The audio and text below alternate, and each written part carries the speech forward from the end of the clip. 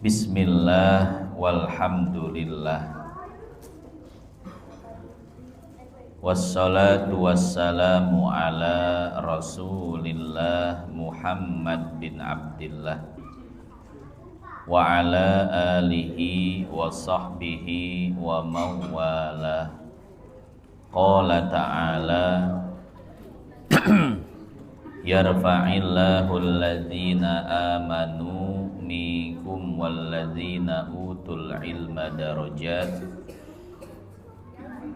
Wa qala an-nabi sallallahu alaihi wasallam man salaka tariqan yaltamisu fihi ilman sahhalallahu lahu bihi tariqan ilal jannah. Yang saya hormati dan saya muliakan segenap hadirin wal hadirat jamaah Masjid Jaffa Residen, wabil khusus Ketua Dewan Kemakmuran Masjid beserta seluruh jajaran pengurusnya, para orang tua, para tokoh, para sesepuh yang mohon maaf tidak bisa disebutkan satu persatu namanya, namun tidak mengurangi rasa hormat dan takzim saya kepada beliau-beliau semua. Bapak Ibu yang dimuliakan Allah, di malam hari yang mulia ini tiada kata yang pantas terucap dari mulut kita melainkan untayan puji serta syukur kita kepada Allah, karena Allah masih memberikan kepada kita berbagai macam nikmat-Nya, terutama nikmat iman, nikmat Islam, serta nikmat sehat wal afiat. Dan tak kalah pentingnya nikmat panjang umur.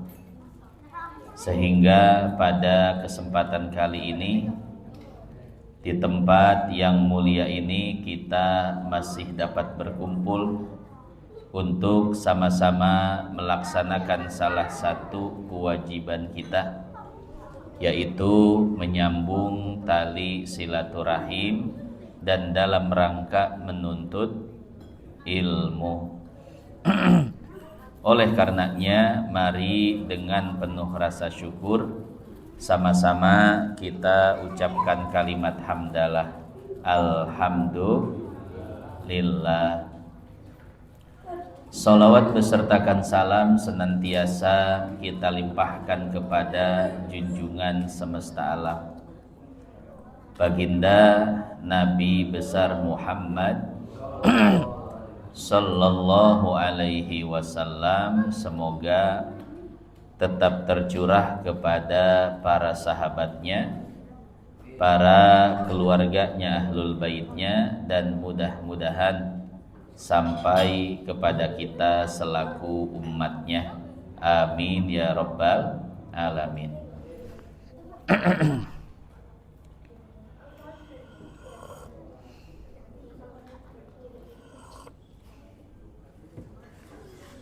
Hadirin hadirat jamaah yang dimuliakan Allah, sebagaimana biasa pada malam Jumat kita akan melanjutkan kajian kita pada kitab fikih yang berjudul Kifayatul Akhyar yang dikarang oleh Al-Imam Taqiyuddin Al-Hisni rahimahullah. Bismillahirrahmanirrahim. Qalal musannif, pengarang kitab ini mengatakan, wa ta'ammudul qai'i wa kadzalikal ma'rifatu bi tarafin nahari min asbabil mufattirati al istifragu faman taqayya'a amdan aftar wa in ghalabahul qai'u lam yuftir liqaulihi sallallahu alaihi wasallam man dara'ahul qai'u wa huwa shaimun falaysa alaihi qada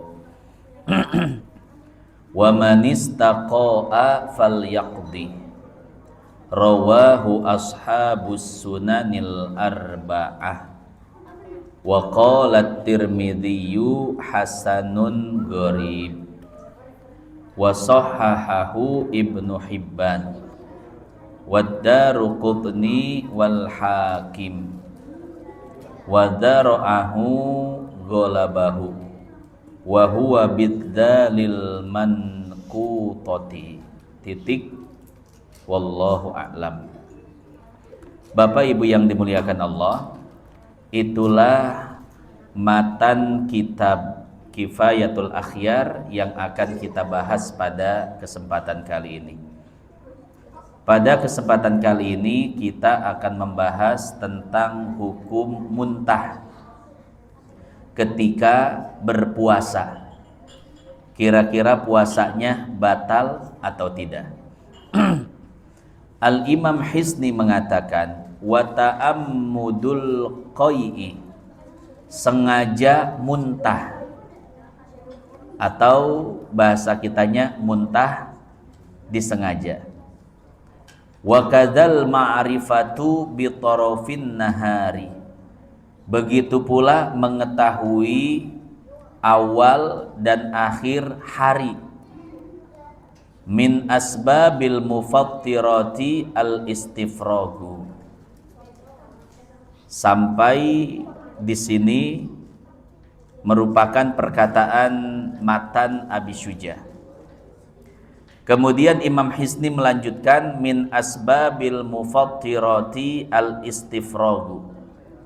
Salah satu sebab yang membatalkan puasa adalah mengeluarkan sesuatu dari lambung, artinya muntah.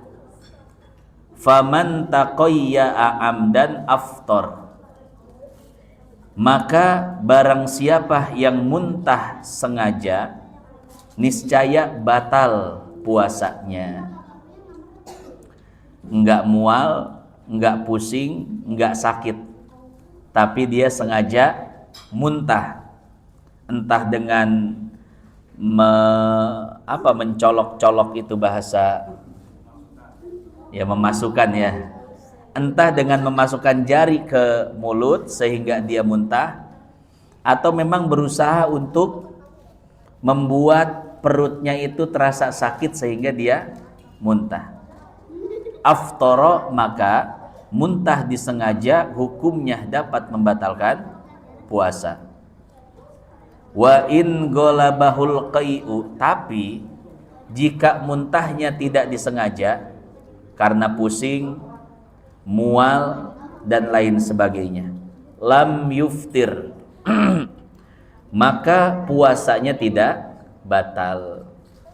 Liqaulihi sallallahu alaihi wasallam, sebagaimana firman Allah, sebagaimana sabda Rasulullah sallallahu alaihi wasallam, man zara'ahul qai'u wa huwa shaim,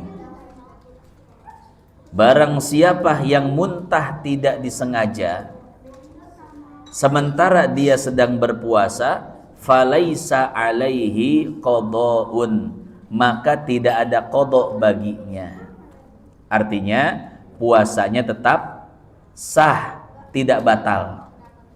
Jadi Bapak Ibu ketika puasa kemudian mual lalu muntah, maka kata Nabi lanjutkan puasanya, karena muntah yang tidak disengaja tidak menyebabkan batal puasanya.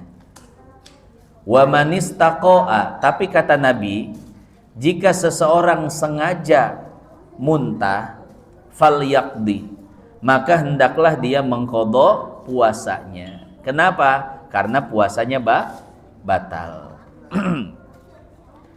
Nah, jadi itulah hukum muntah. Dilihat dulu, jika sengaja maka batal puasanya, tapi jika tidak sengaja maka tidak batal. Rawahu ashabus sunanil arba'ah. Hadis tersebut diriwayatkan oleh para ulama hadis yang 4. Wa qala Tirmidzi, dan Imam Tirmidzi mengatakan, beliau mengomentari status hadis tersebut. Beliau mengatakan hasanun gharib.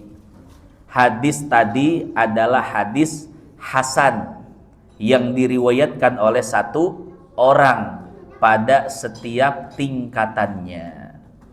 Artinya apa? Artinya hadis tadi bisa dijadikan sebagai sandaran hukum. Al-Imam Al-Baiquni mengatakan, wal hasanul ma'rufu turqan wa ghadat rijaluhu laka sahihish taharot. Hadis hasan setara dengan hadis sahih. Artinya apa? Artinya bisa dipertanggungjawabkan sebagai hujjah dalam mengambil hukum. Berarti hadis tadi memang layak untuk dijadikan sebagai sumber hukum. Wa sahhahahu Ibnu Hibban. Bahkan Imam Ibnu Hibban mengatakan bahwasanya hadis tersebut adalah hadis sahih. Jadi ada 5 kitab yang memuat hadis sahih. Pertama Sahih Bukhari, yang kedua Sahih Muslim, yang ketiga Sahih Ibnu Khuzaimah, yang keempat Sahih Ibnu Hibban, dan yang kelima Al-Mustadrak yang dikarang oleh Imam Hakim. Jadi inilah 5 kitab hadis yang hanya mengumpulkan hadis-hadis sahih di dalamnya. Adapun selain 5 kitab ini campuran, seperti Sunan Tirmidzi, Sunan Abu Daud, Musnad Imam Ahmad, Sunan Imam Baihaqi, itu campuran. Hadis sahihnya ada, hadis hasannya ada, hadis dhaifnya juga ada. Nah, tapi 5 kitab tadi hanya memuat hadis-hadis sahih saja. Hadis tersebut disahihkan oleh Imam Ibnu Hibban, Al-Imam Ad-Daruqutni, juga Imam Hakim. Hadirin jamaah yang dimuliakan Allah, itulah yang pertama, hukum muntah ketika berpuasa. Nah, sekarang yang kedua, yaitu mengetahui awal siang dan akhir dari siang. Jadi salah satu syarat sahnya berpuasa adalah kita tahu kapan dimulainya siang hari dan kapan berakhirnya malam hari. Kenapa demikian? Karena dengan mengetahui awal dari siang, kita tahu kapan kita mulai berpuasa.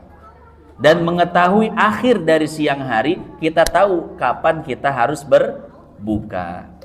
Makanya para ulama mensyaratkan agar puasa menjadi sah, seseorang harus mengetahui batas awal dan batas akhir dari siang.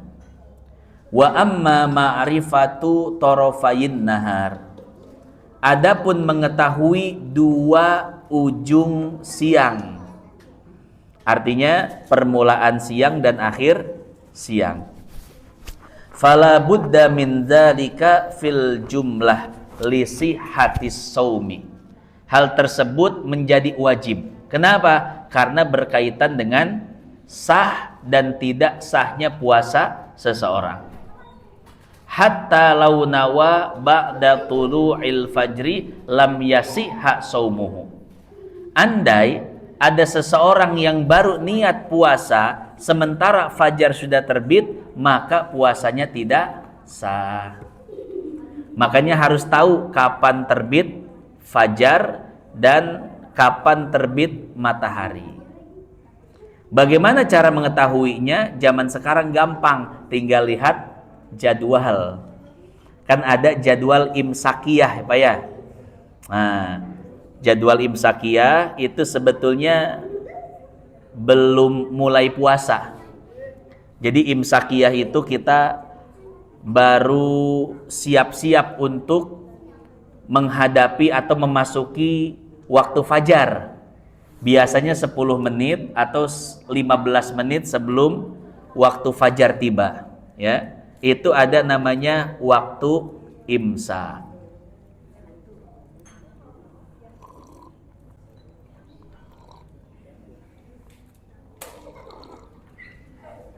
Nah, nanti kita akan bahas waktu imsak.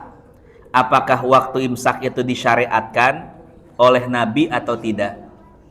Karena kalau kita lihat potongan-potongan video di YouTube, banyak ustadz yang mengatakan waktu imsak itu adalah waktu bid'ah. Karena di zaman Nabi tidak ada waktu imsak, ya. Waktu imsak itu kan bikinan para ulama, Pak. Baru di zaman-zaman kita sekarang kan ya. Ada waktu 10 menit sebelum subuh atau 15 menit sebelum subuh, itulah yang dinamakan waktu imsak. Saya tidak tahu Imam Hisni membahas atau tidak, tapi nanti insya Allah akan kita bahas. Sekarang kita bahas permulaan dari puasa. Kapan dimulainya puasa? Dimulainya puasa yaitu ketika terbit fajar.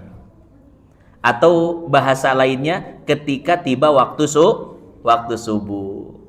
Ya tinggal dilihat saja di jadwal atau di jam digital. Kan suka ada tuh waktu subuh menunjukkan pukul 4 lewat 5 kalau sekarang ya. Jadi zaman sekarang sudah gampang, Pak, untuk mengetahui permulaan siang atau permulaan puasa. Jadi tinggal lihat jadwal, tinggal lihat waktu yang sudah ditentukan oleh para ulama ahli falak. Begitu pula untuk mengetahui akhir dari puasa kapan, tinggal lihat jadwal saja. Sekarang maghrib jam berapa? Maghrib jam 17 lewat 59. Udah gampang, Pak. Aplikasinya banyak, ya. Kemudian di jam digital juga sudah tertera, kalender juga sudah ada dan lain sebagainya. Nanti kita akan jelaskan bagaimana orang dulu mengetahui permulaan terbit fajar dan mengetahui permulaan puasa dan akhir puasa. Nanti insya Allah akan kita jelaskan.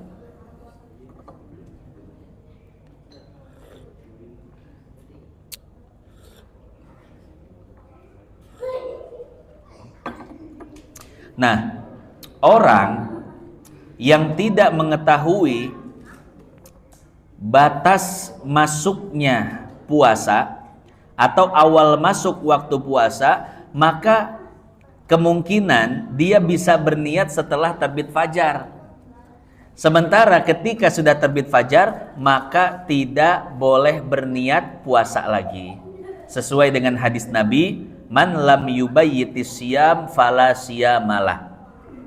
Barang siapa yang tidak berniat di malam hari, maka tidak ada puasa di hari itu. Artinya puasanya tidak sah. Maka puasa fardu harus diniatkan di malam hari. Ini puasa fardu, Pak ya. Kalau puasa sunnah seperti yang sudah kita jelaskan, boleh kita berniat puasa sunnah selama belum tiba waktu zuhur. Selama belum tiba waktu zuhur, kita boleh berniat puasa sunnah. Tapi dengan syarat, dari mulai terbit fajar sampai kita berniat, kita belum melakukan pembatalan puasa. Misalkan kita bangun tidur jam 11 siang. Dari habis subuh kita tidur lagi, bangun jam 11 siang. Ketika kita bangun jam 11 siang, kita merasa bahwa lebih baik kita berpuasa, ya, karena dari jam 11 sampai maghrib tinggal 7 jam lagi. Daripada saya makan siang, lebih baik saya puasa. Toh hari ini nggak kemana-mana, di rumah saja, nggak ngapa-ngapain. Apakah boleh? Boleh.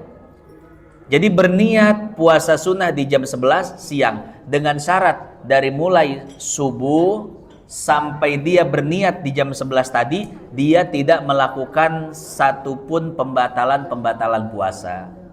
Jadi belum minum air, belum makan, belum tidak melakukan hubungan badan dan lain sebagainya, ya. Nah, itu puasa sunnah. Puasa sunnah itu lebih longgar. Karena boleh berniat selama waktu zuhur belum tiba. Beda dengan puasa wajib. Puasa wajib itu harus berniat di malam hari, ya. Nah, maka orang yang tidak mengetahui batas awal masuknya puasa, maka kemungkinan besar dia berniat puasa ketika fajar sudah terbit, sehingga puasanya tidak sah. Au akala mu'taqidan annahu lailun. Atau bisa jadi orang yang tidak mengetahui batas awal masuk puasa, dia makan dan minum dan dia beranggapan itu masih malam, padahal sudah terbit fajar. Lagi asik makan, asik minum, dia kira masih boleh makan minum. Padahal menurut aturan puasa ketika sudah terbit fajar, maka tidak boleh lagi makan, tidak boleh lagi minum. Saya pernah mendengar satu potongan video di YouTube itu. Ada seorang ustadz mengatakan, apabila makanan sudah di mulut, lagi dikunyah, Pak, kemudian tiba waktu azan, maka tetap kunyah dan tetap boleh untuk menelannya. Pernah dengar, Pak, pernyataan seperti itu? Nah, itu salah, ya. Yang benar adalah ketika tiba waktu fajar atau ketika seorang muazin mengumandangkan azan subuh, maka ketika itu pula kita wajib mengeluarkan apa yang ada di mulut kita.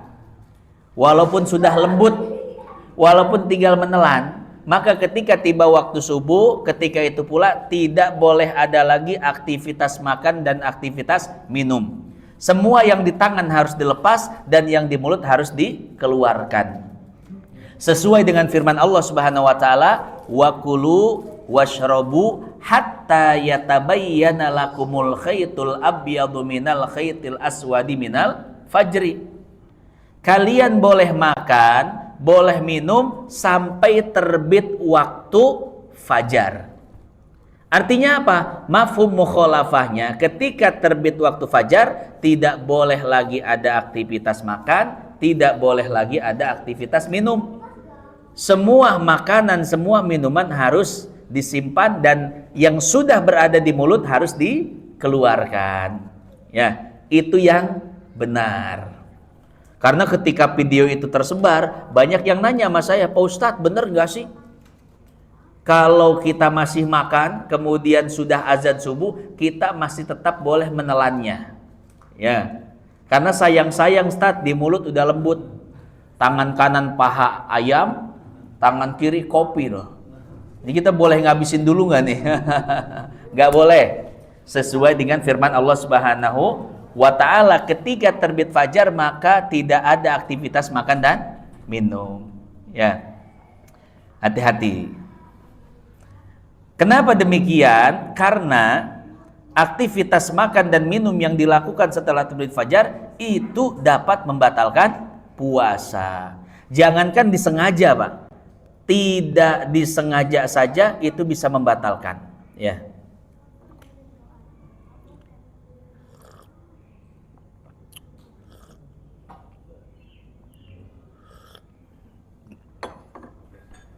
Nah, kita simak perkataan Imam Al-Hisni. au akala mu'taqidan annahu lailun. Dia makan dan meyakini malam masih ada, padahal sudah tiba waktu subuh. Wa kana qad al fajru lazimahul qada. Kata Imam Hisni, puasanya tidak sah dan dia wajib mengqada puasa tersebut. Misalkan nih, Bapak bangun tidur, kemudian Bapak mengira baru jam 3, padahal sudah jam 5. Azan udah selesai, qomat udah selesai, zikir di masjid sudah selesai. Jadi tidak ada suara yang terdengar lagi di speaker luar. Sehingga kita yang di rumah merasa, oh ini masih malam. Akhirnya makan, minum. Setelah makan, minum selesai, ya baru lihat jam. Ya Allah, 5:30 ini. Ya. Nah maka Imam Hisni mengatakan puasanya di hari itu tidak sah dan dia harus mengqada puasa di waktu lainnya. Padahal itu sengaja atau tidak? Tidak sengaja, Pak. Apalagi sengaja. Ya, udah subuh nih, sayang-sayang yang di mulut udah lembut. Akhirnya dia telan, wah sayang-sayang jus di tangan kanan nih, belum habis dihabisin dulu, sebatang sebelah kiri. Wah, sebatang. Batal puasanya dan harus mengqadanya di hari yang lainnya. Wa kadza law akala mu'taqidan annahu dakhalal laila. Begitu pula ketika seseorang makan dan dia meyakini waktu maghrib sudah tiba. Summa bana khilafuhu, dan pada realitasnya belum maghrib. Lazimahul qada, puasanya tidak sah dan dia harus mengqada puasa tersebut. Dulu Pak, waktu saya kecil ya, ada tradisi buka puasa bersama di masjid. Dan patokannya di masjid saya, di Masjid Nur Sadah, itu sirine dari Pertamina. Ya. Jadi kalau Pertamina sudah bunyi belnya, biasa gini. Itu lumayan lama, kemudian turun lagi. Itu ketika dengar sirina itu, bel dari Pertamina, maka semua langsung makan, langsung minum. Nah, ceritanya begini. 5 menit sebelum bel itu berbunyi, kita udah siap-siap. Ya, udah siap-siap menyantap buka bersama. Tiba-tiba ada temen yang iseng, ngikutin bunyi Pertamina. Dan subhanallah, mirip betul bunyinya, Pak. Temen, dia tidak sadar ya kalau perbuatannya itu akan membuat semua orang batal puasanya.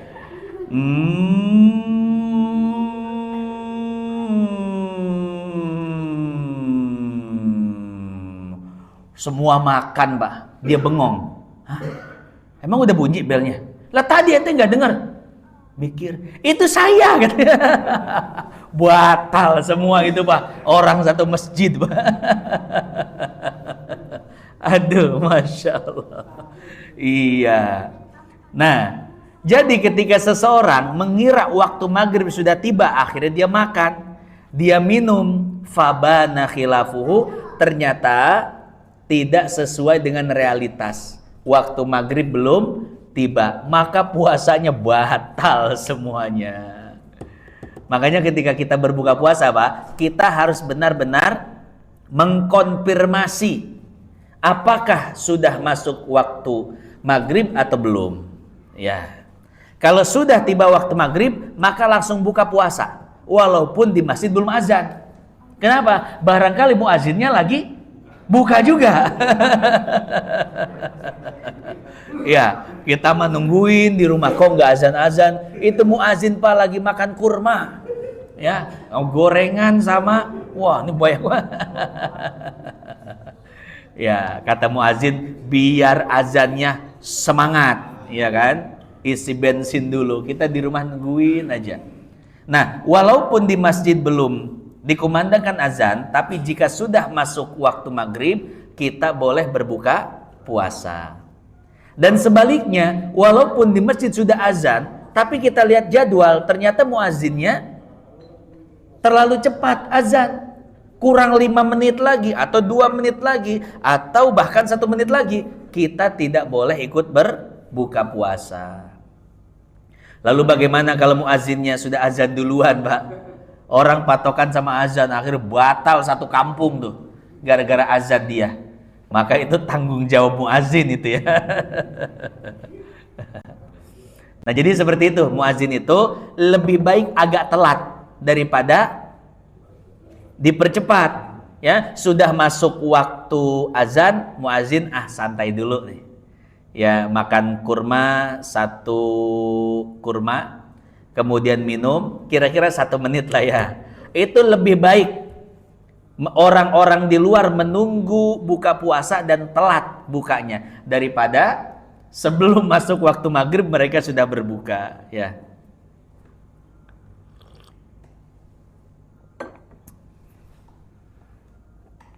Hatta lau akala akhiran nahar hajman bila dhannin fahuwa haram bila khilaf. Dan jika ada orang yang buka puasanya itu tebak-tebakan, kayaknya di maghrib nih, maka hukumnya haram, tidak boleh. Karena buka puasa itu tidak boleh tebak-tebakan, tapi harus benar-benar melakukan pencarian apakah benar sudah maghrib atau belum ya. Bisa dicek di jam atau bisa dicek di kampung sebelah atau ya dengan cara-cara yang lainnya. Yang penting ada usaha untuk mengetahui apakah sudah tiba waktu maghrib atau belum. Kalau tidak ada usaha, cuma tebak-tebakan, udah gelap nih ya. Emang sekarang kan hujan mulu Pak ya. Padahal baru jam 4 tuh, udah gelap nih, makan dia, haram hukumnya. Tebak-tebakan dalam buka puasa. Naam, idza ghalaba ala dhannihi al-ghuruba bil ijtihad biwirdin wa nahwihi jazalahul aklu ala sahih. Ya, kalau seandainya dia mengira sudah maghrib karena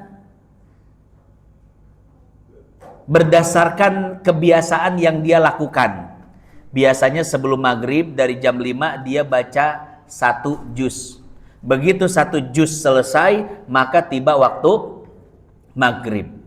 Nah, ketika itu jam digital mati, lampu mati dan lain sebagainya. Ya, sehingga dia tidak tahu waktu maghrib sudah masuk atau belum. Maka dia boleh berijtihad dengan kebiasaannya.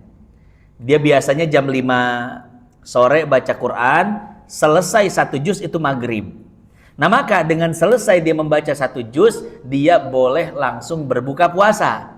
Walaupun belum mendengar azan, walaupun belum lihat jam dan lain sebagainya. Karena dia berijtihad dengan kebiasaan yang dia lakukan. Beda sama yang tadi. Yang pertama itu kan tebak-tebakan. Ya. Tanpa ada spekulasi, tanpa ada usaha untuk mencari, tapi dia langsung berbuka puasa. Nah, yang kedua ini ada usaha untuk mencari, melakukan. Salah satunya adalah dengan kebiasaan, ijtihad dengan kebiasaan. Maka itu boleh dilakukan, ya. Jazalahul aklu ala sahih, jika dia melakukan kebiasaan tersebut dan berijtihad dengan kebiasaannya, maka dia boleh makan ketika itu pula. Wa qala al-Ustad Abu Ishaq la yajuz. Tapi Al-Imam Abu Ishaq Asy-Syirazi mengatakan tidak boleh berijtihad dengan kebiasaan. Ya. Kata beliau harus benar-benar memastikan bahwasanya maghrib sudah tiba. Tidak boleh berijtihad dengan kebiasaan. Liqudratihi alal yakin bis sobri, karena dia mampu untuk berbuka dalam keadaan yakin. Dengan cara apa? Dengan cara menunggu. Kalau sudah selesai dia melakukan kebiasaannya, tunggu saja beberapa menit yang menyebabkan dia yakin maghrib sudah tiba. Wal ahwat, dan yang lebih hati-hati, lis-shaimi, bagi orang berpuasa, alla yakula hatta yatayaqqana guru basyamsi.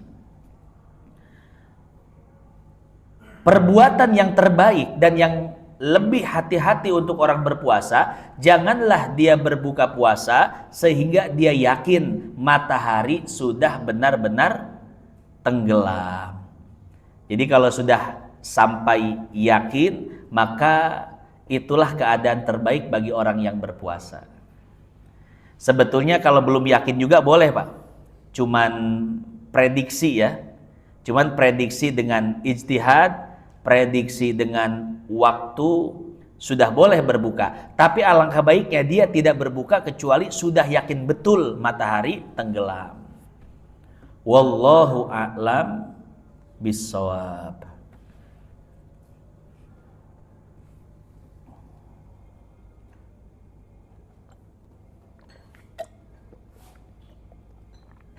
Hadirin jamaah yang dimuliakan Allah,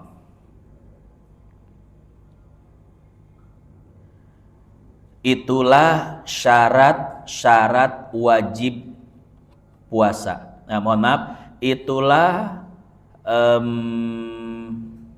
kewajiban-kewajiban puasa yang harus diketahui. Kalau kita lihat ke matannya, maka di matannya dijelaskan ada 5. Pertama, niat. Yang kedua, menjaga diri dari segala yang membatalkan puasa.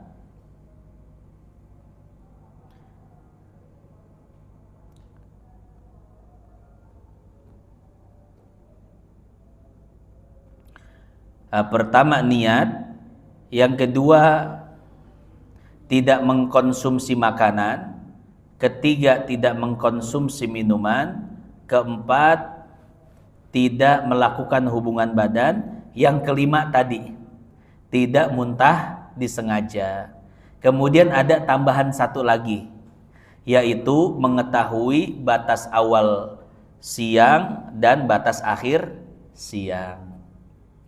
Itu yang ada di dalam matan Abi Syuja'nya yang kemudian dijelaskan oleh Imam Hisni di dalam Kifayatul Akhyar.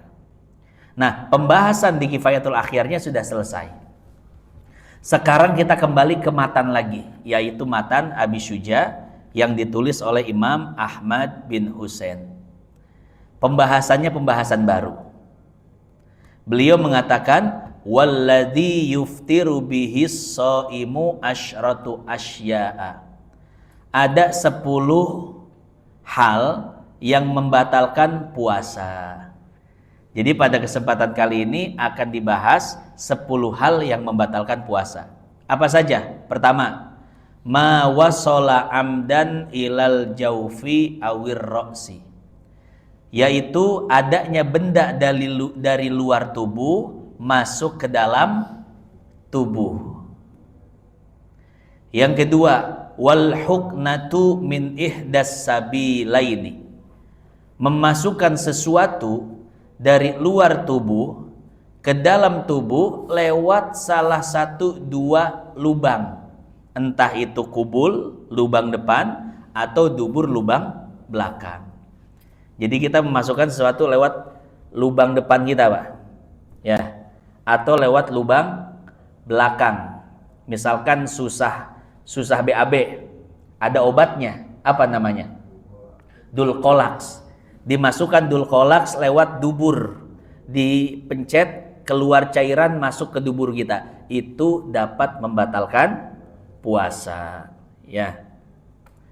Yang ketiga, wal qai'u amidan, muntah secara disengaja.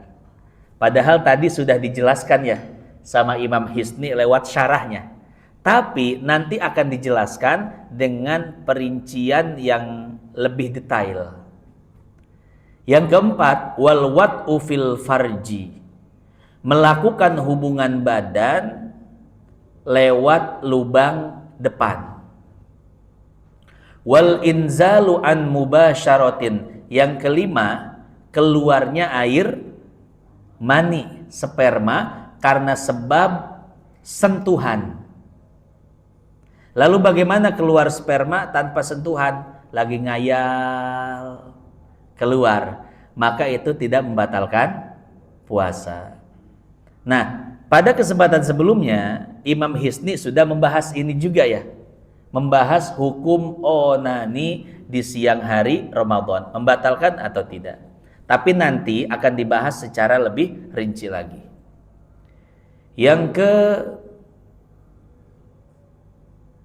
6 yaitu wal haidu, haid. Seorang perempuan keluar darah haid sedang berpuasa, maka batal puasanya. Kemudian yang ketujuh wan nifas, seorang perempuan yang keluar darah nifas itu dapat membatalkan puasa. Yang kedelapan wal junun, gila saat berpuasa. Wariddatu, yang kesembilan murtad saat berpuasa. Nih, hitungannya 9 apa 10 nih? 1 2 3 4 5 6 7 8 9. Berarti yang pertama dibagi menjadi 2 ya. Yaitu masuknya benda luar dari luar tubuh ke dalam tubuh. Yang kedua dari luar tubuh ke kepala. Nanti kita akan bahas ulang hukum memasukkan benda luar ke dalam tubuh kita, seperti misalkan menggunakan cotton bud, obat tetes telinga, obat tetes mata, kemudian hukum disuntik ketika siang hari Ramadan, diimpus ketika siang hari Ramadan, suntik KB seorang wanita di siang hari Ramadan, suntik apa lagi? Vaksin masih anu enggak? Vaksin. Udah ya, bisnis vaksin sudah berakhir ya. Ya Allah, vaksin.